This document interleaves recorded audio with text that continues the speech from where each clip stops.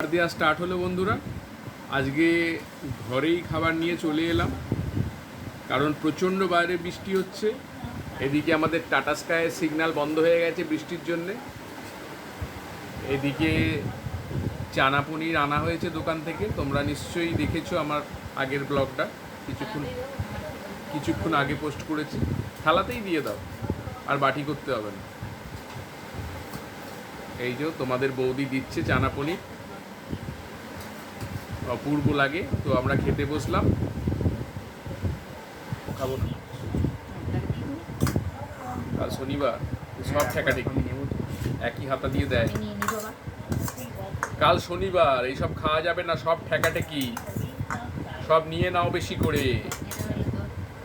রুটিগুলো এবার দাও, পরপর রুটি দিচ্ছে। আমি খাই 4টে, বাড়ির বড় মেম্বার খায় 4টে, আমি 5টা, ছোট মেম্বার খায় 5টা, আর আমাদের অর্ধাঙ্গিনী মাত্র 2টো খায়। 2টো খেয়ে ফিট, আর আমরা এত খেয়ে ঢিট।